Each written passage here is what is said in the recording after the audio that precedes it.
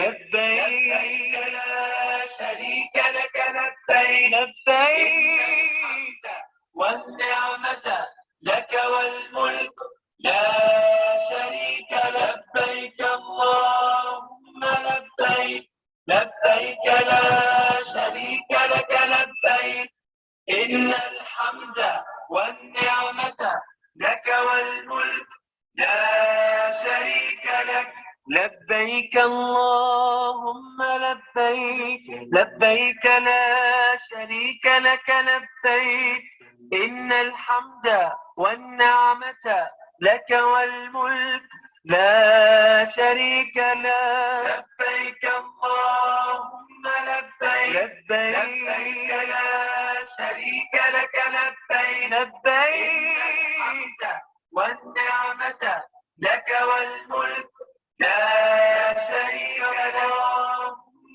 لبيك لبيك لا شريك لك لبيك إن الحمد والنعمة لك والملك لا شريك لك لبيك اللهم لبيك لبيك لا شريك لك لبيك إن الحمد والنعمة لك والملك لا شريك لك لبيك اللهم لبيك لبيك لا شريك لك لبيك لبيك الحمد والنعمة لك والملك لا شريك لك لبيك اللهم لبيك لبيك لا شريك لك لبيك إن الحمد والنعمة لك والملك لا شريك لك السلام علیکم ورحمۃ اللہ وبرکاتہ۔ کیا حال ہے آپ سب کا؟ مجھے امید ہے انشاءاللہ تعالی آپ سب خیریت سے اور ایمان کی بہترین حالتوں میں ہوں گے۔ خوبصورت دعا کے ساتھ یہ دعا جو آج انشاءاللہ تعالی ہمارے پارہ کے اندر بھی موجود ہے، ربنا لا تزغ قلوبنا بعد إذ هديتنا وهب لنا من لدنك رحمة إنك أنت الوهاب۔ یا رب، ہدایت کے آ جانے کے بعد ہمارے دلوں کو ٹیڑھا نہ کرنا، قرآن کو سیکھنے کے بعد، اس کا شعور آ جانے کے بعد اس کو ہماری زندگی کا حصہ بنا دینا اور ہمیں ہدایت پر جما دینا، آمین یا رب العالمین۔ آج کا پارہ انشاءاللہ تعالی سٹارٹ کرنے سے پہلے، اور پارہ نمبر 3 انشاءاللہ تعالی آج ہم اس کو دیکھیں گے۔ پارہ نمبر 3 کو سٹارٹ کرنے سے پہلے اگر ہم اس کا تھوڑا سا ریویو دیکھ لیں تو ہمیں پتہ چل جائے گا کہ آج کے سیشن میں ہم سے کس کس چیز کا مطالبہ کیا جا رہا ہے، کیا ڈیمانڈ ہے، کن کن کاموں میں ہم نے عمل کرنا ہے، اس کو آج ہم انشاءاللہ تعالی جانیں گے۔ پارہ نمبر 3 میں سب سے پہلے رسولوں کی فضیلت کا ذکر کیا گیا کہ اللہ تعالیٰ نے بعض کو بعض پر فضیلت دے رکھی ہے۔ ہر رسول کا اپنا ایک مقام، ایک مرتبہ ہے، اس کی اپنی ایک شان ہے، مگر اللہ رب العزت نے ایک شان ایسے نبی کو بھی دی جس کو افضل الانبیاء بنا دیا گیا۔ پھر اس کے بعد اگر ہم دیکھیں تو قرآن پاک کے اندر عظیم آیت کا بھی تذکرہ کیا گیا ہے۔ وہ عظیم آیت کون سی ہے؟ آیت الکرسی، اللہ لا الہ الا هو الحی القیوم، جس میں اللہ تعالیٰ کے 5 نام اور 26 صفات کا ذکر کیا گیا ہے، جو اللہ کی قدرت کاملہ کا مظہر ہے، اور جس کو پڑھ لیتا ہے रात भर शैतान की शर से हिफाजत का जरिया बन जाता है। फिर नंबर 3, पारा नंबर 3 के अंदर सच्चे दोस्त का जिक्र किया गया। हम सब चाहते हैं ना कि हमारी दोस्तियां और हमारे दोस्त अच्छे हों, सच्चे हों, हमसे सिंसियर हों। तो आज हम इसमें दोस्ती के बारे में भी जानेंगे कि किसको दोस्त बनाना है। अल्लाहु वलियुल्लज़ीना आमनू युखरिजुहुम मिनज़्ज़ुलुमाति इलन-नूर। अल्लाह अहले ईमान का दोस्त है और वो अपने दोस्तों को कभी तन्हा नहीं छोड़ता। इब्राहीम अलैहिस्सलाम को दोस्त बनाया तो उनकी कैसी बेमिसाल रहनुमाई की। फिर इब्राहीम अलैहिस्सलाम का तज़किरा किया गया और नमरूद के दरमियान एक मुकालमा हुआ जिसमें तौहीद और उसकी शान को बताया गया।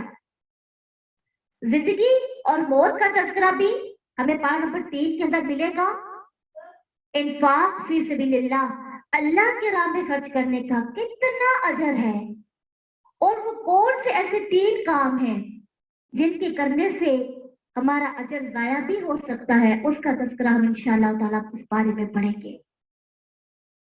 फिर अल्लाह की राह में खर्च करने का जिक्र किया गया, सूद का जिक्र किया गया कि सूद लेना और देना हराम है। फिर मोमिन बंदों को ये तालीम दी गई कि जब भी वो कर्ज का लेन देन करे उसको लिख लिया करें। अर्श का खजाना, उसका जिक्र किया गया कि आज हम देखेंगे कि अर्श का खजाना कौन सा है। खुशनुमा चीजों के बारे में बताया गया, इल्म का मुकाम, अल्लाह की पकड़, इत्तबाए नबी, मरियम अलैहिस्सलाम की फजीलत और ईसा अलैहिस्सलाम का तज़किरा इस पारा नंबर 3 के अंदर मिलता है। पारा नंबर 3 तो अगर हम देखें तो इसका आगाज किससे हो रहा है। पारा नंबर 3 का आगाज हम करेंगे, तिल्का रुसुलु फज़्ज़लना बअज़हुम अला बअज़।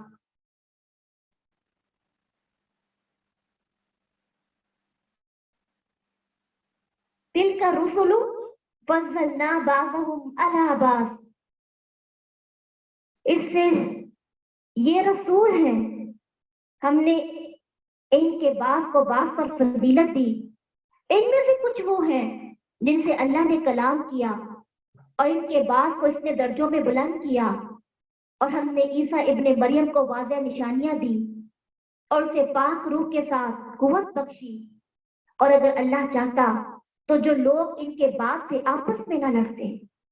इसके बाद इनके पास वाज़ेह निशानियां आ चुकी और लेकिन उन्होंने इख्तिलाफ किया तो उनमें से कोई तो वो था जो ईमान ले आया और उनमें से कोई तो वो था जिसने कुफर किया।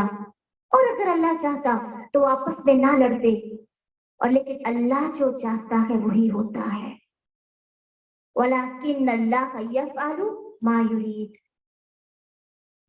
पारे का आगाज रसूलों की फजीलत से किया गया है ना।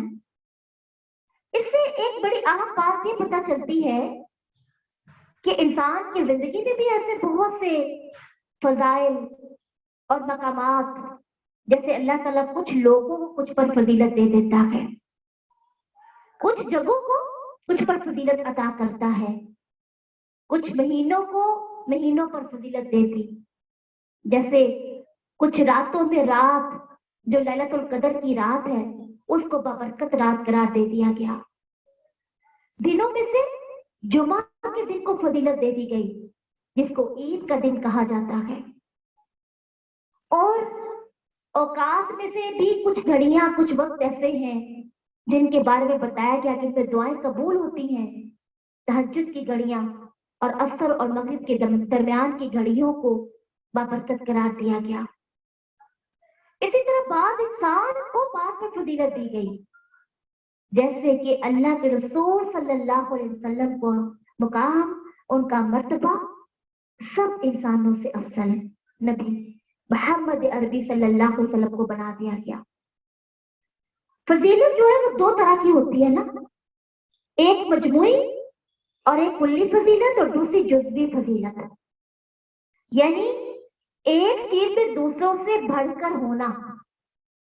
यूसुफ अलैहिस्सलाम के बारे में आता है कि खुद उनके वालिद भी, उनके दादा, उनके परदादा सब नबी थे।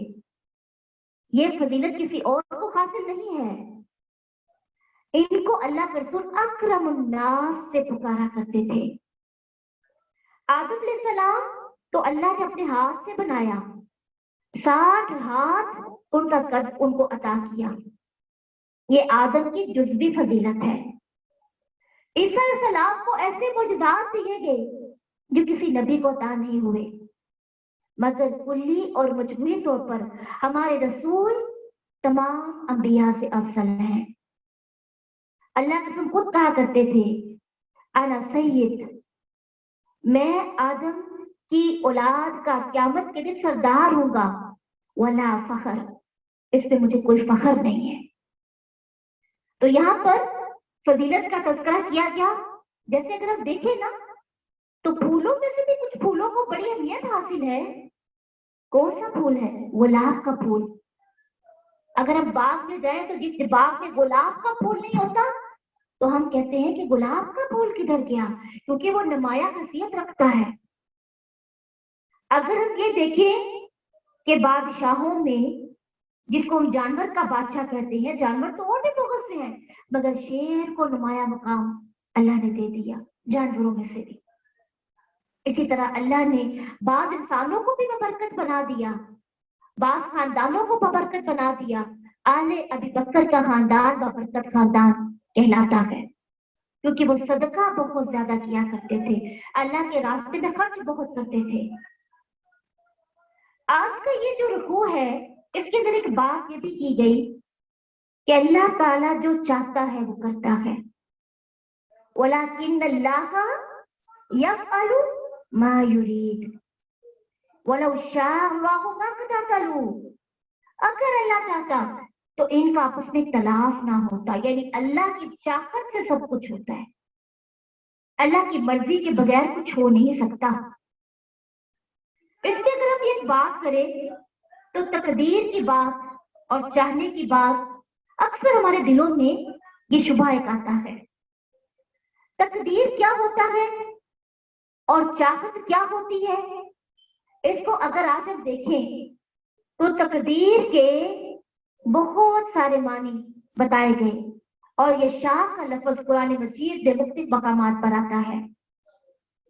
कुरान मजीद में ये शाह का लफ्ज सूरह अल-बकरा की आयत नंबर 284 में भी आया, फयगफिरु लिमन यशाअ व युअज़्ज़िबु मन यशाअ। बस अल्लाह जिसे चाहेगा माफ फरमा देगा और जिसे चाहेगा अजाब देगा। फिर सूरह अल-इंसान की आयत नंबर 31 के अंदर आता है, युदखिलु मन यशाअ फी रहमती। अल्लाह जिसे चाहता है अपनी रहमत में दाखिल फरमाता है।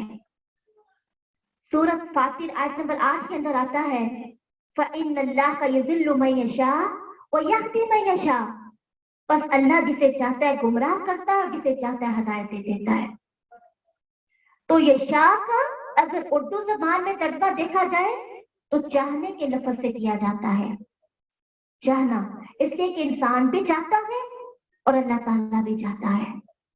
हालांकि अल्लाह ताला के चाहने और इंसान के चाहने में जमीन और आसमान का फर्क है। इंसान का चाहना इनके महदूद इल्म की बुनियाद पर होता है, क्योंकि इनकी जाती ख्वाहिशात के वफादात की बुनियाद पर होता है, जिसमें किसी किस्म के मेरिट का कोई तस्वुर नहीं होता, ना इसमें किसी कानून या ज़ाब्ते की पाबंदी होती है। इंसानों के चाहने के नतीजे में बसा औकात एक फर्द या चंद अफराद का फायदा होता है, लेकिन अल्लाह के चाहने में हर एक का फायदा होता है। हर इंसान इस फायदे से जब निशान में आ जाता है ना, तो हर इंसान फायदा उठाता है। लेकिन बस औकात हम ये शाह के लफ्ज में उलझ जाते हैं। हमें समझ नहीं आता इस चाहने से क्या मुराद है और तकदीर किसको कहते हैं, तकदीर से क्या मुराद है। तकदीर दरअसल नाम है अल्लाह ताला के वसी और लामहदूद इल्म का।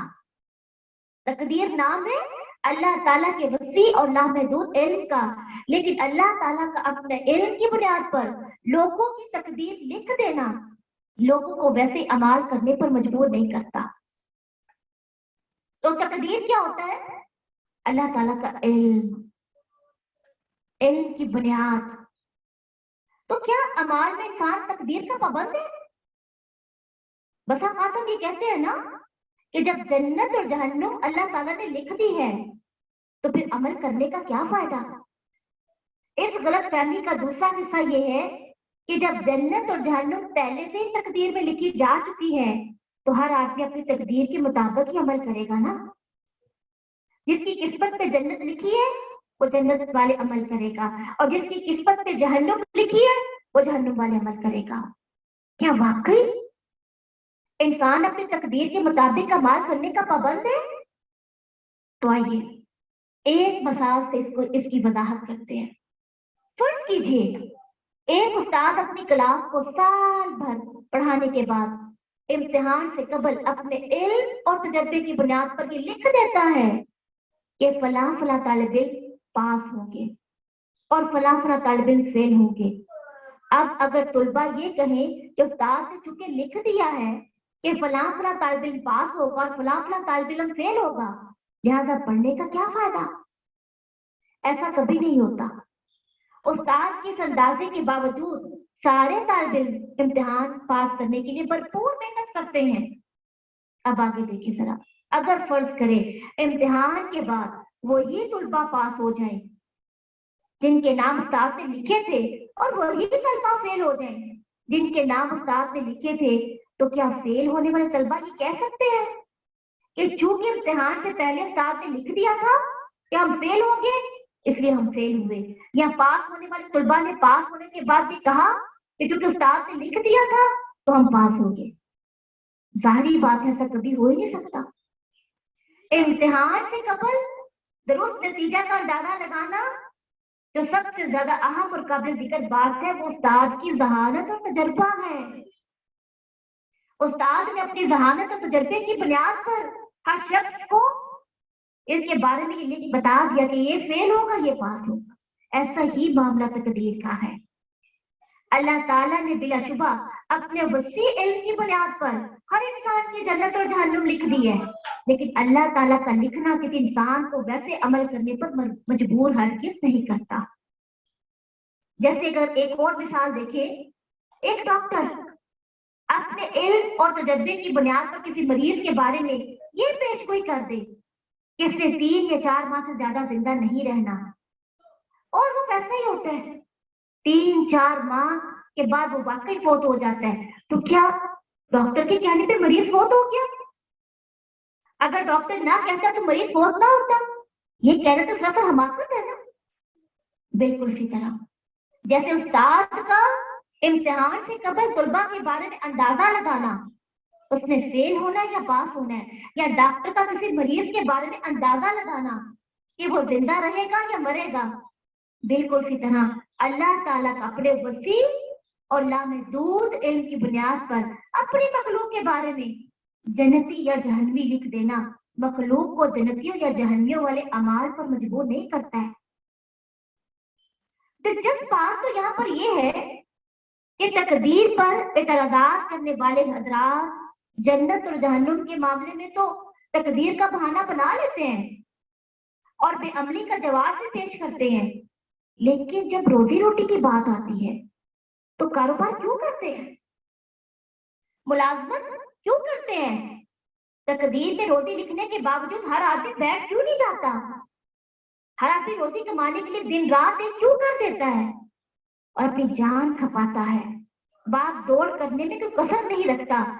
اسی طرح بیماری کے معاملے میں بھی ہر آدمی علاج کروانے پر یقین رکھتا ہے، تو پھر جنت اور جہنم کے بارے میں ایسی سوچیں کیوں؟ یہ بیٹا تقدیر کے بہانے بے عملی کا جواز پیدا کرنا یہ ایک محض شیطانی وسوسہ ہے جس سے ہر مومن کو اللہ تعالیٰ کی پناہ طلب کرنی چاہیے، کیونکہ قیامت کے روز اللہ کے ہاں جزا یا سزا تقدیر کی بنیاد پر نہیں لوگوں کے اعمال پر دی جائے گی۔ جیسا کہ آتا ہے अल-यौमा तुजज़ौना बिमा कुंतुम तामलून, आज तुम बदला दिए जाओगे इन अमाल का जो तुम करते रहे। तो यहाँ पर वलौ शाअ अल्लाह, अगर अल्लाह ताला चाहता। तो तकदीर की बात अल्हम्दुलिल्लाह आज हमें से पता चली कि तकदीर होता क्या है। आगे हम देखते हैं, या अय्युहल्लज़ीना आमनू अनफिकू, ऐ लोगों जो ईमान लाए हो, इसमें से खर्च करो जो हमने तुम्हें दिया, इससे पहले कि वो दिन आए जिसमें ना कोई खरीदो फरोख्त होगी, ना कोई दोस्ती और ना कोई सिफारिश, और काफिर लोग ही जालिम हैं। अल्लाहु ला इलाहा इल्ला हुवल हय्युल क़य्यूम, अल्लाह वो है, इसके सिवा कोई माबूद नहीं। ला ताखुज़ुहु सिनतुन वला नौम, हर चीज को कायम रखने वाला है, ना उसे कुछ ऊँघ पड़ती है ना कोई नींद। इसी का है जो कुछ आसमानों में है और जो कुछ जमीन में है। कौन है जो इसके पास इसकी इजाजत के बगैर सिफारिश करे? जानता है जो कुछ इनके सामने और जो उनके पीछे है, और इसके इल्म में से किसी चीज का अहाता नहीं करते मगर जितना वो चाहे। इसकी कुर्सी आसमानों और जमीन को समाये हुए है, और इसे इन दोनों की हिफाजत नहीं दिखाती। वही सबसे बुलंद और सबसे बड़ा है। आयतल कुर्सी के बारे में अगर हम ये जाने कि सबसे लंबी आयत आयत दईन के बाद सबसे अजमत वाली आयत है आयतल कुर्सी। आयतल कुर्सी, इसको कुरान मजीद की अजीम आयत कहा गया। उबई बिन काब कहते हैं, अल्लाह के रसूल सल्लल्लाहु अलैहि वसल्लम ने फरमाया, ए अबू मंजर, क्या तुम जानते हो कि तुम्हारे पास अल्लाह की किताब में से कौन सी आयत सबसे बड़ी है? फरमाते, मैंने कहा, अल्लाह उसका रसूल बेहतर जानता है। आपने फरमाया, ए अबू मंजर, क्या तुम जानते हो कि तुम्हारे पास अल्लाह की किताब में से कौन सी आयत सबसे बड़ी है? कहने लगे, मैंने कहा, अल्लाह उसके रसूल बेहतर जानता है। आपने कहा, अबू मंजर, कहने लगे, अल्लाह के रसूल को जब मैंने ये 2 दफा आपने कहा तो मैंने जवाब दिया, या रसूल अल्लाह, ये अजीम आयत है, सबसे बड़ी आयत। अल्लाहु ला इलाहा इल्ला हुवल हय्युल क़य्यूम। उबई बिन काब कहते हैं कि आपने नबी सल्लल्लाहु अलैहि वसल्लम ने मेरे सीने पर हाथ मारा और फरमाया, अल्लाह की कसम, तुमने दुरुस्त कहा, ए अबू मंसर, तुम्हें ये इल्म मुबारक हो। तो अल्हम्दुलिल्लाह आज हम ये मुबारक इल्म सीखने के लिए जमा हुए हैं। कौन सा? आयतल कुर्सी का इल्म सीख लेना, ये मुबारक इल्म है, बरकत वाला इल्म। जैसे हमने कहा ना, कुछ चीजों को अल्लाह ने कुछ पर फजीलत दे दी, तो कुछ आयात को भी कुछ पर मकाम और फजीलत दी गई, उनमें आयतल कुर्सी है। आयतल कुर्सी के बारे में ये कहा जाता है, अबू उमामा इसके रावी है, वो कहते हैं कि अल्लाह के रसूल सल्लल्लाहु अलैहि वसल्लम ने फरमाया, जो शख्स हर नमाज के बाद आयतल कुर्सी को पढ़ लेता है, उसे जन्नत में दाखिले से सिवाय मौत की कोई और चीज नहीं रोकेगी।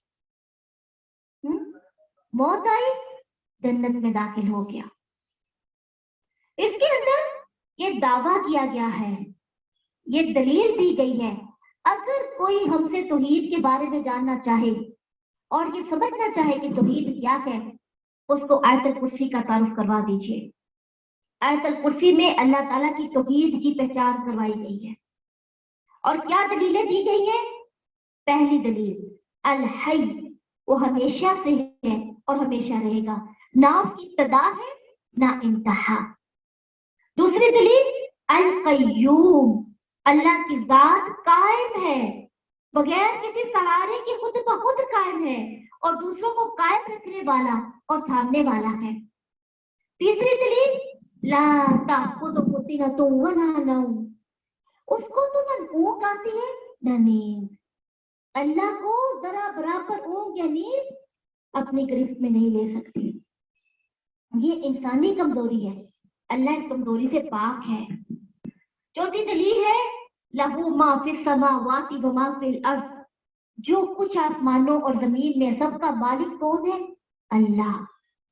पांचवी दलील, मन ज़ल्लज़ी यशफ़उ इंदहु इल्ला बिइज़्निही, कौन है जो अल्लाह की इजाजत के बगैर क़यामत के दिन किसी भी किस्म की सिफारिश कर सकता है? ना कोई इंसान, ना जिन, ना फरिश्ता, यहाँ तक कि नबी सल्लल्लाहु अलैहि वसल्लम भी।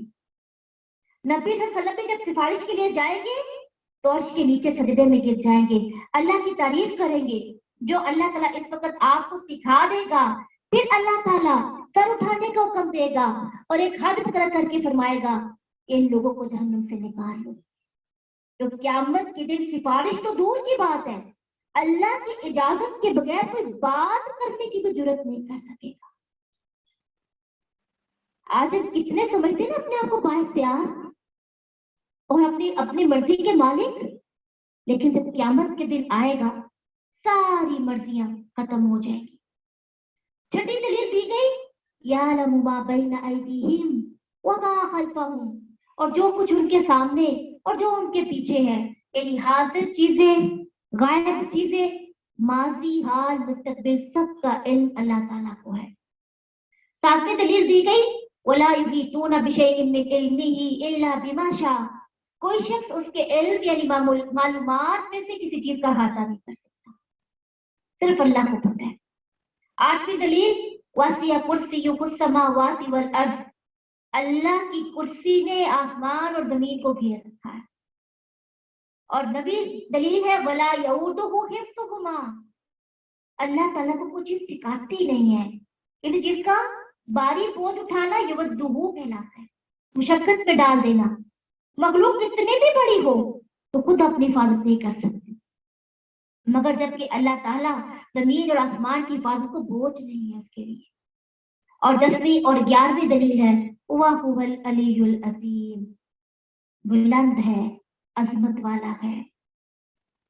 आयतुल कुर्सी अजीम आयत, अल्लाह ताला हमें इस अजीम आयत के इल्म को सीखने वाला बना दे। और इस रमजान हम ये कोशिश करें कि आयतुल कुर्सी का एहतमाम करें, इसके इल्म को सीखने का एहतमाम करें, क्योंकि ये बाबरकत इल्म है। अगली आयत में देखते हैं, ला इकराहा फिद्दीन, दीन में कोई जबरदस्ती नहीं है, बिलाशुबा हदायत गुमराही से साफ वाज़िह हो चुकी। फिर जो कोई बातिल माबूद का इनकार करे और जो कोई बातिल माबूद का इनकार करे और अल्लाह पर ईमान लाए, तो यकीनन उसने मजबूत गड़े को थाम लिया, किसी से टूटना नहीं। किस चीज को थामने को तो नहीं टूटेगा, जो अल्लाह पर ईमान लेकर आता है,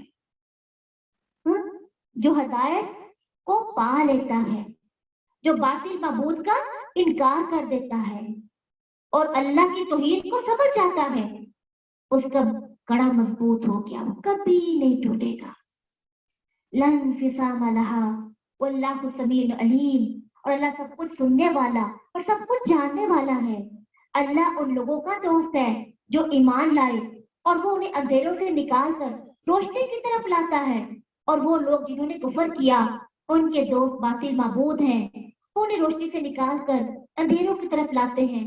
ये लोग आग वाले हैं और उसमें हमेशा रहने वाले हैं। तागूत किसको कहते हैं? तागूत किसी चीज का अपनी हद से आगे बढ़ जाना। तागूत का मतलब ये होता है कि जब इंसान अल्लाह के बराबर किसी को ठहरा लेता है, चाहे वो इंसान की अपनी ख्वाहिशात है, उसके नजरियात है, या लोगों से अल्लाह ताला के मुकाबले में अपनी बंदगी करवाना है या अतात करवाना है, ये सब तागूत के ज़ुमरे में आते हैं। और सबसे बड़ा तागूत इंसान का नफ्स है, जो उसको गुमराही और बुराई की तरफ ले जाता है। और फिर यहाँ पर दोस्ती का तज़किरा किया गया, अल्लाह की दोस्ती। जब अल्लाह ताला किसी को अपना दोस्त बना लेता है तो उसको अंधेरों से निकाल कर रोशनी की तरफ ले जाता है, उसको गुमराही से निकाल कर हदायत का नूर अता करता है, उसको भटकने नहीं देता, उसको थाम लेता है। और इसका थामना ऐसा है जो कभी जुदा नहीं होगा, कभी गुमराह नहीं होगा, क्योंकि अल्लाह ने उसको थाम लिया। अलम तरा इलल्लज़ी हाजा इब्राहीम फी रब्बिही, क्या तूने उस शख्स को नहीं देखा जिसने इब्राहिम से उसके रब के बारे में झगड़ा किया, इसलिए कि अल्लाह ने उसे हुकूमत दी थी। जब इब्राहिम ने कहा मेरा रब वो है जो जिंदगी बख्शता और मौत देता है, उसने कहा मैं जिंदगी बख्शता और मौत देता हूँ। इब्राहिम ने कहा پھر اللہ تو سورج کو مشرق سے لاتا ہے، بس اسے مغرب سے لا کر دکھا، تو وہ جس نے کفر کیا تھا حیرت زدہ رہ گیا اور اللہ ظالم لوگوں کو او کلذی مر علی قریۃ وہی حاویۃ علی عروشها، یا اس شخص کی طرح جو ایک بستی پر گزرا اور اپنی چھتوں پر گری ہوئی تھی، اس نے کہا اللہ اس کے مرنے کے بعد کیسے زندہ کرے گا؟ تو اللہ نے اسے 100 سال تک موت دے دی، پھر اسے زندہ کیا، فرمایا کتنی دیر رہا؟ اس نے کہا میں ایک دن یا دن کا کچھ حصہ رہا ہوں، فرمایا بلکہ تو 100 سال رہا، تو اپنے کھانے اور اپنے پینے کی چیزیں دیکھ کہ بگڑی تو نہیں، اور اپنے گدھے کو دیکھ، اور تاکہ ہم تجھے لوگوں کے لیے ایک نشانی بنائیں، اور ہڈیوں کو دیکھ ہم انہیں کیسے اٹھا کر جوڑتے ہیں، پھر ان کو گوشت پہناتے ہیں، پھر جب اس کے لیے خوب واضح ہو گیا تو اس نے کہا میں جانتا ہوں کہ بے شک اللہ ہر چیز پر قدرت رکھتا ہے۔ ابراہیم علیہ السلام کا یہاں پر قصہ بیان کیا گیا کہ ابراہیم علیہ السلام کا جو بادشاہ اس وقت کا مشہور تھا، اس نے کیا کیا؟ اپنے آپ کو رب کہلانے لگا نا۔ تو ابراہیم نے جب بادشاہ کے رب ہونے کا انکار کر دیا تو اس نے پوچھا تمہارا رب کون ہے؟ تو ابراہیم علیہ السلام نے یہ جواب دیا کہ میرا رب تو وہ ہے جو زندہ کرتا ہے اور مارتا ہے۔ وہ کہنے لگا میں بھی زندہ کرتا اور مارتا ہوں۔ اور اسرائیلی روایات میں آتا ہے کہ اس نے ایک بے گناہ کو پکڑا اور قتل کر دیا، اور جو گناہ گار تھا اس کو چھوڑ کر کہا دیکھا میں بھی قتل کرتا ہوں مارتا ہوں۔ تو ابراہیم علیہ السلام نے یہ سارے دلائل دیے، توحید کے دلائل دیے کہ میرا رب تو پھر یہ ہے جو مشرق سے سورج کو نکال کے مغرب میں غروب کرتا ہے، تم بھی نکال کے دو، مشرق سے طلوع کرتا ہے اور مغرب سے تم ذرا طلوع کر کے دکھاؤ، وہ ایسا نہ کر پایا۔ تو یہاں پر توحید کے دلائل کا ذکر کیا گیا۔ وَإِذْ قَالَ إِبْرَاهِيمُ رَبِّي أَرِنِي كَيْفَ تُحْيِي الْمَوْتَى، اور جب ابراہیم نے کہا اے میرے رب مجھے دکھا تو مردوں کو تو کیسے زندہ کرے گا، فرمایا اور کیا تم نے یقین نہیں کیا؟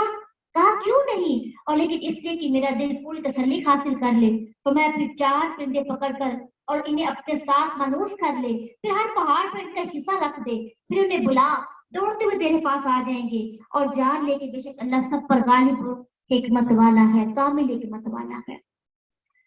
اللہ کے نبی نے یہ اللہ تعالیٰ سے سوال کیا کہ یا رب جیسے کہ مردے زندہ کیسے ہوں گے، کیسے مردوں کو تو زندہ کرے گا؟ تو کیا نبی کا سوال غلط تھا؟ اصل میں نبی جو حقیقت کو جب آنکھوں سے دیکھ لیتا ہے نا تو اس کے اندر حق الیقینی پیدا ہو جاتی ہے، کیونکہ اس نے اپنے ماتحتوں کی اندر ایمان کو بڑھانا ہوتا ہے، اور جب اس کا اپنا ایمان بڑھ جاتا ہے، علم و یقین ہو جاتا ہے، علم و یقین ہو جاتا ہے تو وہ لوگوں کو سکھانا اس کے لیے آسان ہو جاتا ہے۔ اسی بنا پر علم یقینی کے لیے اور اپنے اندر علم عین الیقین پیدا کرنے کے لیے اس خواہش کا اظہار کیا، کیونکہ جب انسان کی عادت ہے نا، جب وہ آنکھوں سے کچھ چیز دیکھ لیتے ہیں، مشاہدہ کر لیتے ہیں تو اس کا یقین دل میں بیٹھ جاتا ہے۔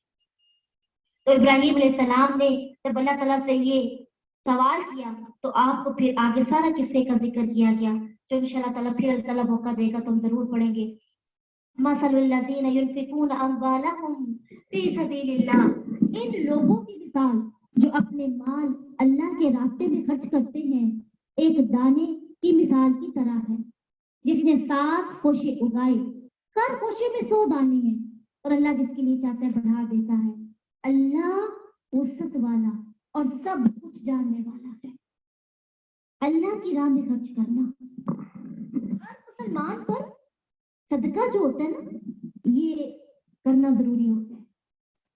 تو سعید میں ابو بردہ بن ابو موسیٰ اشعری اپنے باپ سے اور اپنے دادا سے بیان کرتے ہیں کہ اللہ کے رسول نے فرمایا کہ ہر مسلمان پر صدقہ کرنا ضروری ہے۔ انہوں نے پوچھا اگر وہ کچھ نہ پائے، اگر اس کے پاس کچھ نہ ہو؟ آپ نے فرمایا اپنے ہاتھوں سے کام محنت کر کے اور اپنے نفس کو بھی فائدہ پہنچائے اور صدقہ خیرات بھی کرے۔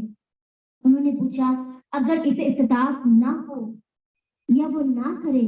آپ نے فرمایا وہ کسی مصیبت زدہ حاجت مند کی مدد کرے۔ انہوں نے کہا اگر وہ یہ بھی نہ کرے تو آپ نے کہا اچھائی کا حکم کرے اور برائی سے روکے. کیا کرے؟ اگر کچھ بھی پاس نہیں ہے، اتنی ہمت اور طاقت نہیں ہے، اتنا مال نہیں ہے، تو کیا کرے؟ نیکی کا حکم کرے اور برائی سے روکے. اور اگر وہ یہ بھی نہ کرے تو آپ نے فرمایا دوسروں کو نقصان پہنچانے سے باز رہے، کیونکہ یہ بھی اس کے لیے صدقہ ہے، دوسروں کو نقصان نہ دے. تو آج ہم نے ایک قسم صدقے کی